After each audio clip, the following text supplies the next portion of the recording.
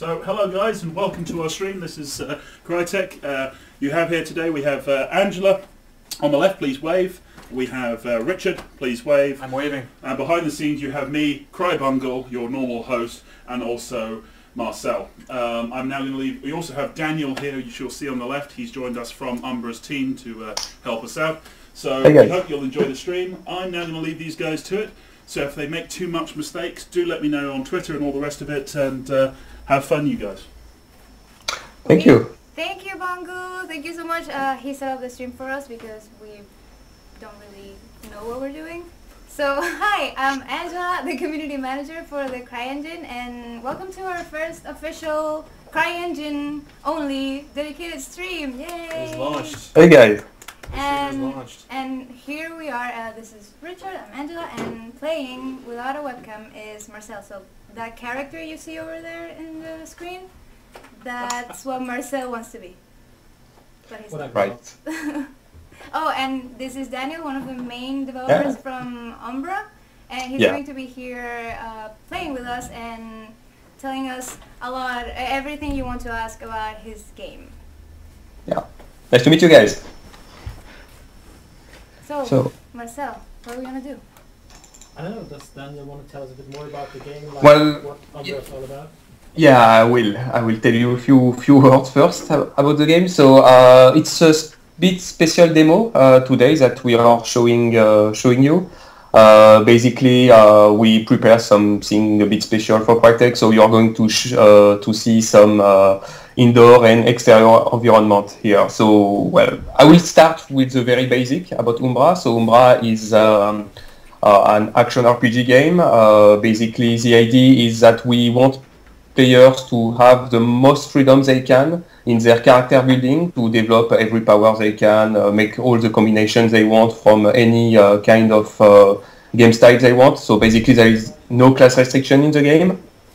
And we bring a lot of personalization possibilities for the weapon, for the armors, for special nice effects, for a special, how to say, powers that is called apocalyptic form in the game. So it's a very special thing in Umbra. That's something you won't find in other games. The idea is basically that you can, at high level, you will be able to create an avatar from various mutation in some way. So basically you can have wings, you can have horns, you can have a third arm and equip it with new weapons, etc. So that's the basic ideas of Umbra. So the game is an open world. The setup is in an open world, and it features various indoor environments. So basically, it's like a big map with a lot of with some cities, with a lot of forest, lot of vegetation, etc. Mountain, swamp, and you will be able to enter in some cave, some building, etc. And some of them will be randomly generated. So we will see a glimpse of that in this presentation.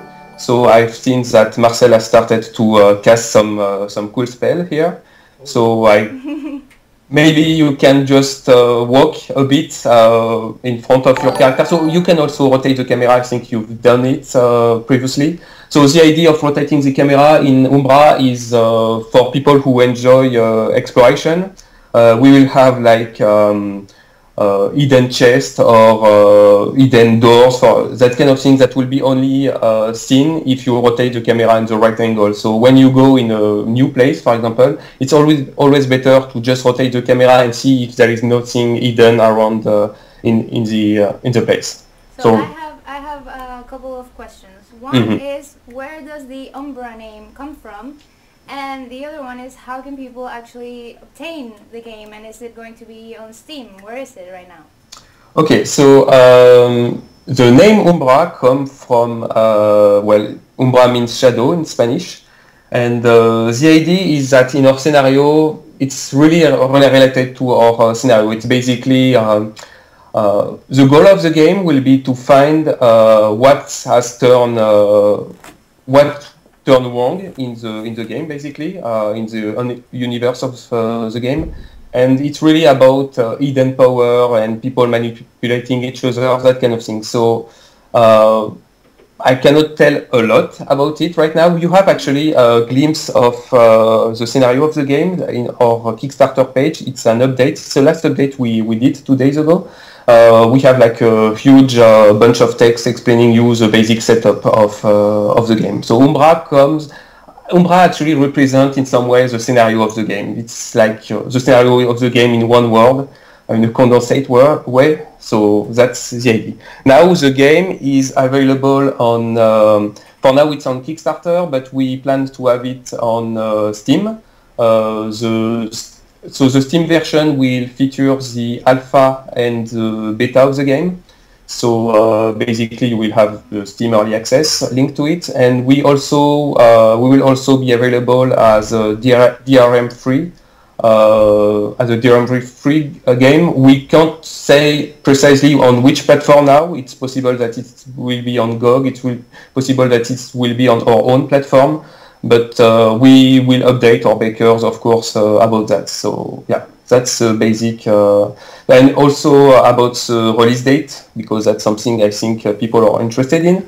So the release date, so we will have for backers who pledge enough on our Kickstarter, it's a wizard tier. We will allow you to play with the GDC prototype. It's basically the prototype of the game that we built for the GDC 2015. Okay. So you will be able to access it in 1 or 2 months, just after the Kickstarter. And so that's interesting if you want to have an early look of what we are doing. And then the game should be available in alpha around October 2015, so in few months. Awesome. And what can you tell us about Solarfall games? I know that you're a very small development team, and you're working on this huge game with all this lore and all these options. So how can you manage to do all that with just 3 people? It's 3 people, right? Yeah. Yeah, there's 3 of us, and we have actually few part-time staff member, and we also have a good connection with basically partners that anyone could find online. But I will give you the whole idea. So basically, we are 3 people. The core team is 3 people. We all have a bit of experience with CryEngine. Actually, we are quite experienced with it, and we all worked together in the past. So the game started like as a side project in some way at our previous job. We were doing it on our free time, and that's how we met. Basically, that's how the team met, and we decided to develop that game that way, and slowly we build it a bit bigger, and finally we all end up developing it on as our main activity.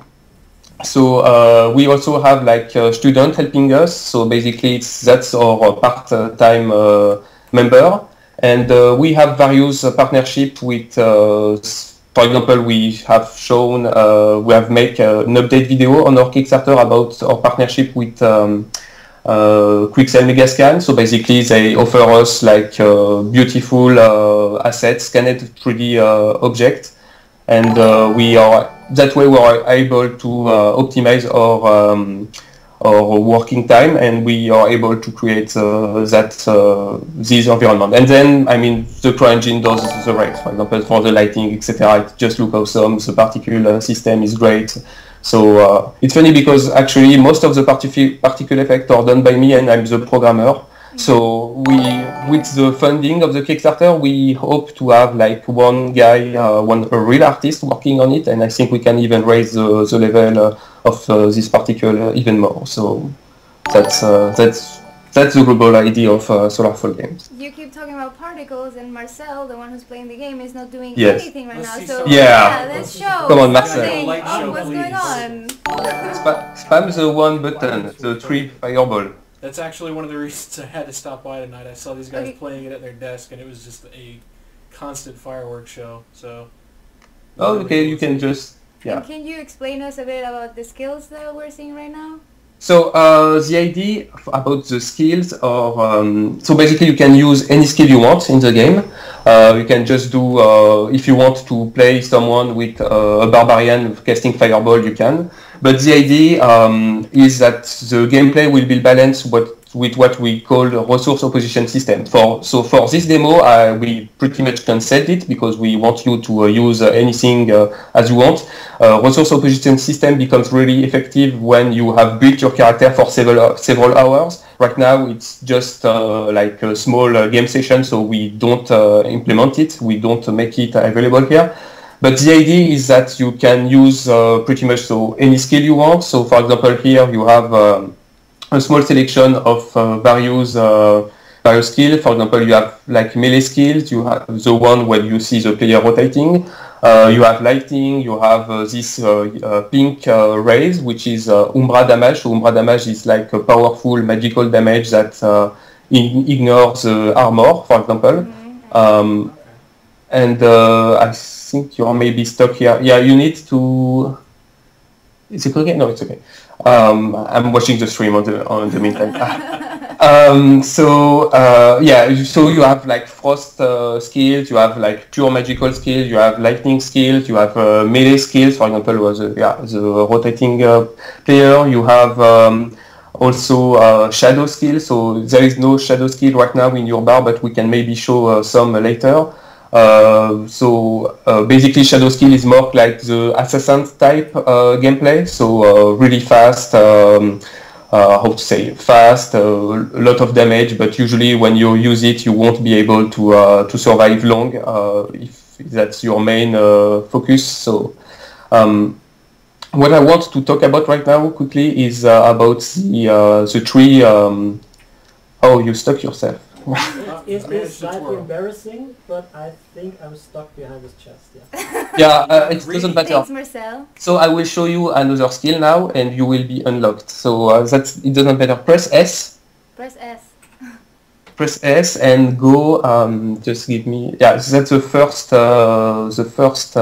panel with the axe, and you select expulse blow.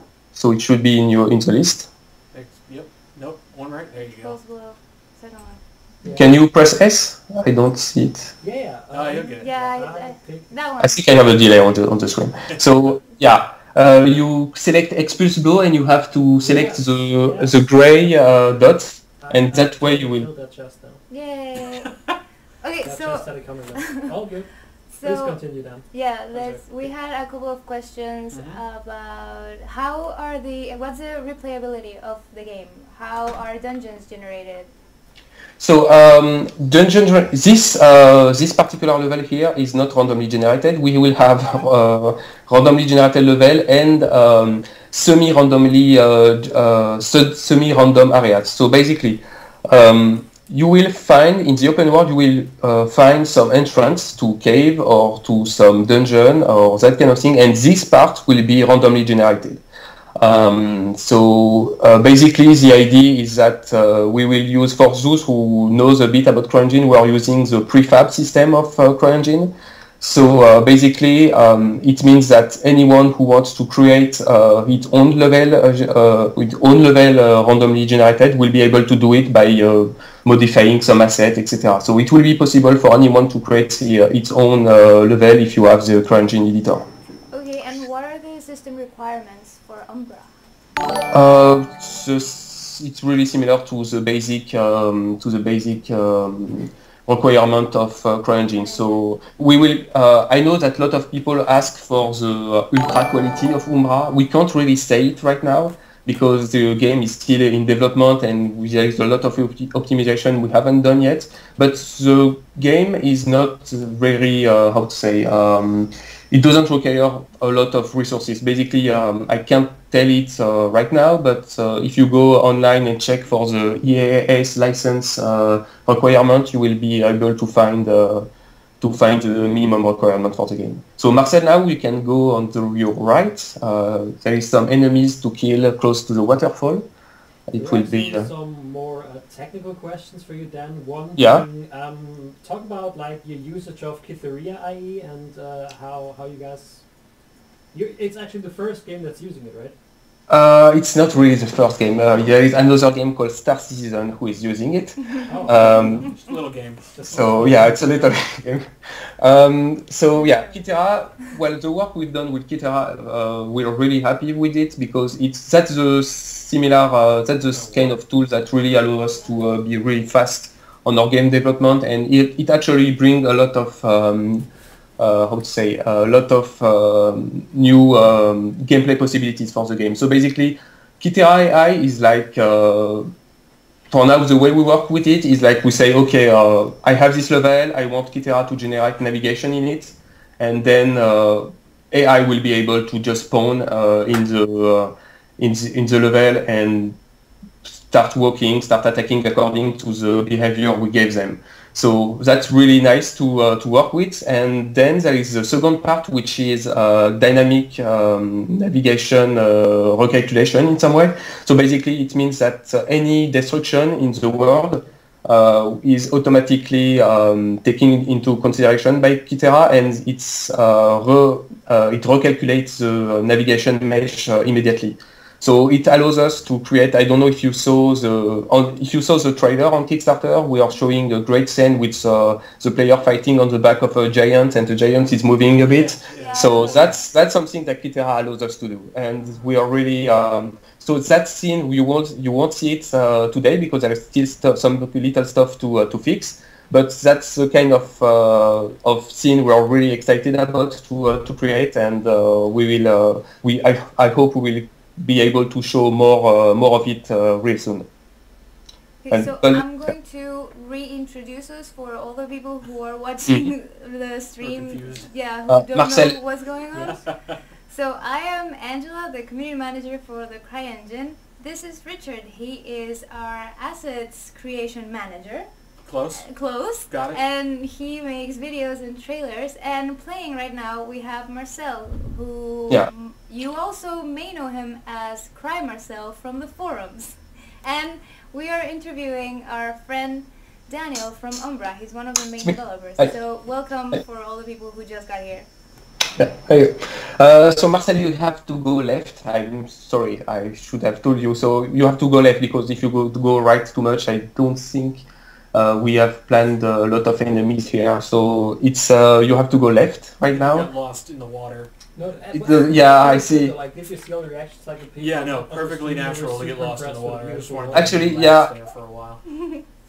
Yeah, the main interest is on your left, so you have to go back from where you came, close to the cave, and we will keep going left, and we will go. You will see actually there is quite a lot of. There's actually really good looking environment here, so you can feel free to rotate the camera a bit. I think that close to here you will see like new enemies, and yeah. Keep going left. So, hi, Dan, you have there were also some questions on the chat about environment interactions. Like, I know that earlier I accidentally destroyed a column, but I think you guys also got some plans for spell interactions between the different elements, is that right? Yes. I'm wondring, no, we won't show them today, but yeah, the idea is basically that pretty much all physical objects will be usable by some of your skills. I'm watching what you're doing right now. Actually, just rotate the camera a bit and look for 3 stones close to each other, like around the circle. I think you have to go back a bit. I think you've gone. I found a road. Is that good or bad? I think it's if you go right, it's better. You need to go right. You need to go right, and you will see some environment. Just go right now. I think it will be.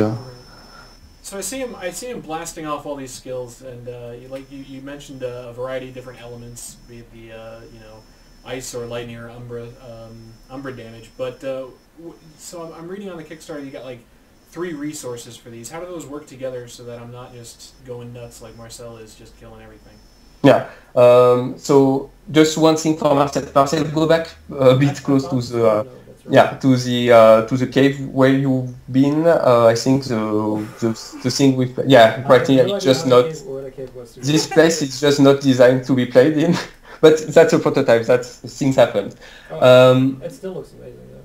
Yeah, just go that way. So basically, the resources are that's what we call resource opposition system. So it's balanced the way you will be using your skills because you can pretty much use anything. Sorry. I found a giant head. I thought you found 3 stones Yeah, back there. I'm sorry. Yeah. It's close to where you are actually. Yeah, Rotate the camera a bit. Right. Maybe you will find them. Straight up, Marcel. You can do this. See, so even the people in the chat are like, I see the rocks. Marcel, what are you doing? I think it's better if you rotate the camera. I think you will see them immediately. These rocks right here. No, like straight north of that. There you go. Yeah. This is what I'm Yes. looking for. Look, I found it. we did it, Twitch. Can I please get it for We you? Good. did Marcel to the stones. Thank you. So, as I was saying, there is like 3 resources right now. So there is rage, stamina, and mana. So rage is in yellow on your bar. Right now it's depleted, so you don't have any. Then there is green. Green is stamina, and the blue one is mana. So the idea will be that so rage is only about offensive melee combat, and only that. There is no defensive skill or anything like that. Then there is the stamina. Stamina is about assassin type gameplay or escaping or that kind of really fast and fast gameplay, fast attack, shadow attack. And blue finally is mana. So mana is more about the classical mage build. So basically you will need to pick between each of these resources and pick between skills of these resources and create your own character, your own character building to be able to react to every threat you will face. So basically, for example, you will have enemies that won't take any damage from physical attacks, so you will have to use fire skills, for example, or some enemies will be immune to frozen damage, etc. So that's the way you will have to balance your own character. So you can build towards all 3, or you can just mix and match. Yeah. So yeah, just Marcel, rage when I beat up that guy. Yeah. Marcel, Beat up that guy. Marcel, you will need to click on this rock, on the rock with the little symbol just in front of you. The rock. The blue, with the the little blue, symbol. the blue rock. To start a boundary. Oh yeah. Yay! And there is a window that will open, and you can kill enemies too. Yeah. So Yeah. Daniel, there was some concern on the chat that the armor does not cover the arms and the legs properly. Like I think somebody thinks that the armor is too sexy. What do you think? Yes. Don't worry, we will fix that. In the beginning, we took the design from an armor, and we say, okay, we want to be to have fidelity with this kind of design. So we pretty much designed it exactly how it was, but we didn't finalize the how to say the paint, the clothes per default for the character. So right now he's in underwear, but in the final game he won't be in underwear. Don't worry. Yeah. There will be like a real paint under it. So. Yeah. So no role playing for you, Marcel. No. No. That's amazing. I'm not even on camera and he knows that I'm in underwear. That's right. So here is your. So here it's a randomly generated level. So as I was saying, everything you see here has been created by how to say, it's created in the CryEngine editor, so you can have presets for every room, and in this preset you can add randomly generated content too. So basically all these presets will go close to each other once we generate a level. So you will have a bit similar room for several game from a game to another, but there will be different content in it. Just batting dudes across the room. And yeah. Is that what you call procedural, semi-procedural?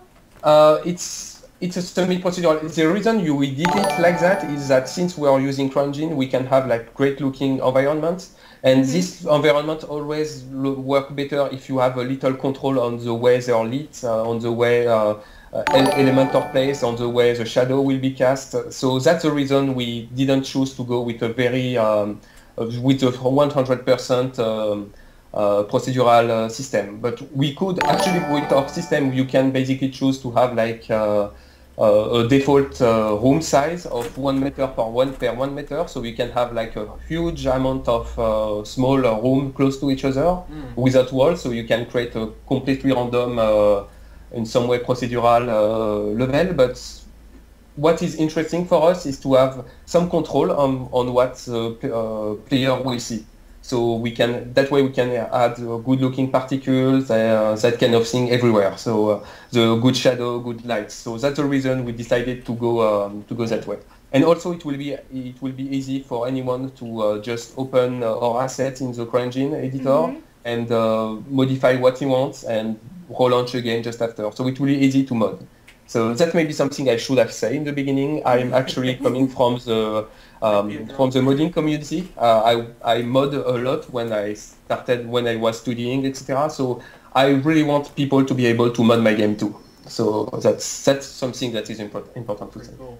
Yeah, it's really awesome. And I read a question that actually drew my attention about looting, and if you have like a sort of stash somewhere where you can keep all your super amazing legendary weapons, because we are all hoarders at heart. Yeah, so. I gotta keep all my stuff. Yeah, all my you will have a stash to keep all your items in it. So don't worry, you won't have to destroy everything. There is one thing I want to say about loot, about the unique item in Umbra, because unique items are really important in hack and slash game.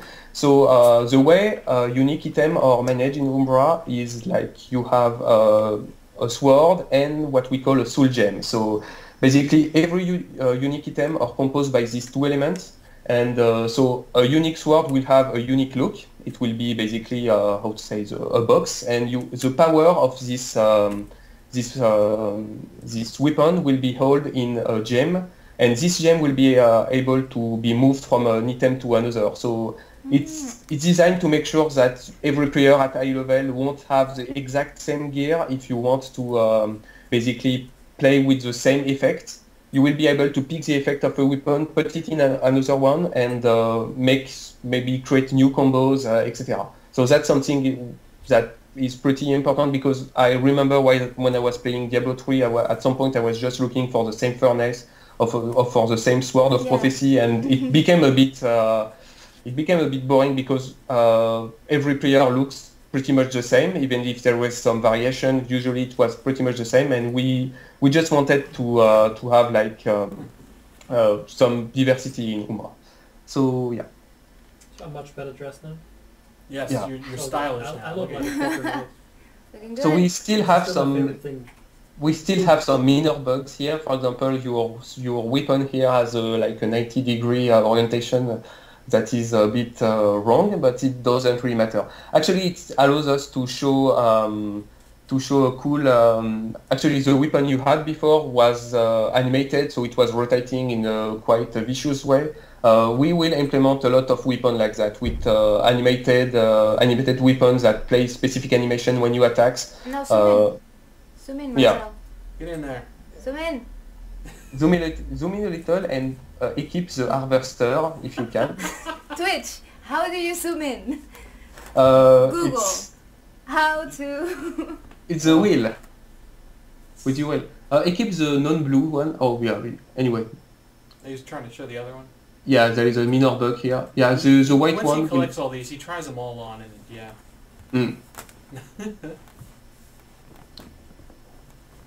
So the game is not really designed to be. Actually, you have a zoom, so you can zoom as you want. Way too cool.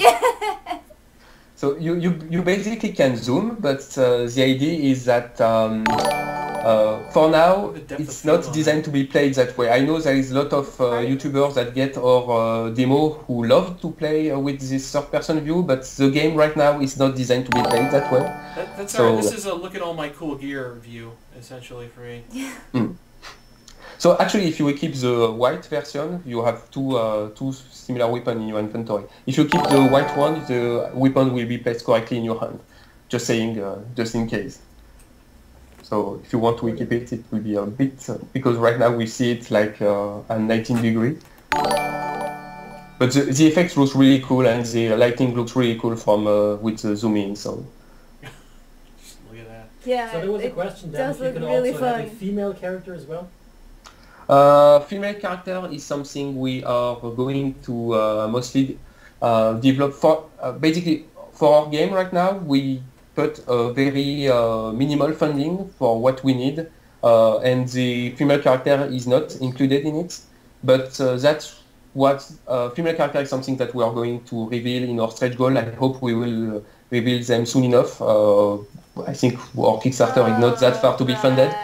So it's also a bit, but it's additional work for us, and we need to. Sure. We don't want to do something like just play that female character. It will be the exact same model, so I think you have a little crash. It doesn't matter. Yes. Marcel, what did you do? Obviously, for anybody who is like not aware of how this works, I mean it's very early in development, right? It's a prototype. It's a like prototype. This, Yeah. It's absolutely normal. Actually, to be really honest with you, that's a bug we knew.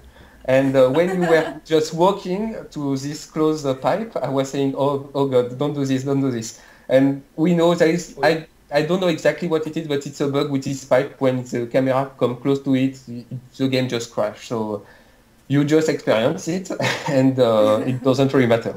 It doesn't matter. You can just go do the similar. Actually, just do the same you just did.